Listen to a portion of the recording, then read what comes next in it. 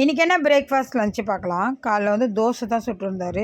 ஏன்னா இன்றைக்கி வந்து அவர் 6:30 மணிக்கெல்லாம் வேலைக்கு போகணுன்றதுனால காலையில் 5 மணிக்கெல்லாம் ஏந்திரிச்சார். சரி நேற்று கொஞ்சம் சிக்கன் குழம்பு இருந்தது, அதை வந்து டிஃபனுக்கு வச்சுக்கலாம் சொல்லி காலைல தோசையும் சிக்கன் குழம்பு சூடு பண்ணி கொடுத்துருந்தாரு. நைட்டே வந்து புளி தாளித்து வச்சுருந்தாரு. ஏன்னா காலைல கொஞ்சம் சீக்கிரம் போகணுன்றதுனால புளி தாளித்து வச்சுட்டதுனால காலையில் சாதம் மட்டும் வச்சுட்டு முட்டை வச்சு வச்சுருந்தாரு. அதை நான் காலைல சாதம் கலரி அவருக்கு வந்து சாதம் வேண்டான்னு சொல்லிட்டாரு. என் பையனுக்கு எனக்கு மட்டும் தான் புளி சாதம் தாளிச்சிட்டு முட்டை வச்சு வச்சுருந்தாரு. காலையில் அவனுக்கு ஒரு சின்ன டப்பாவில் சாதம் போட்டு ஒரே ஒரு முட்டை தான் வச்சுருந்தேன்.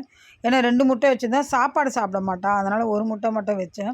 ஸ்கூல் விட்டு வந்தவொடனே ஒரு முட்டை அவனுக்கு கொடுத்து அவன் சும்மாவே சாப்பிட்டுடுவான் டியூஷன் போகிறதுக்கு முன்னாடி. இதுதான் அவனுக்கு டிஃபன் பாக்ஸ் போட்டு வச்சது.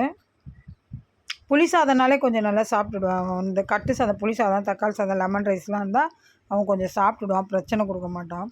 மதியானம் ஸ்நாக்ஸுக்கு வந்து வாழைப்பழம் தான் கொடுத்தேன். இது வந்து மலை வாழை அப்படின்னு சொல்லியிருந்தாங்க. நல்ல தித்திப்பாக இருந்ததுங்க பழம். எனக்கு இதுதான் பிரேக்ஃபாஸ்ட் லஞ்சு. வாங்க சாப்பிட்லாம்.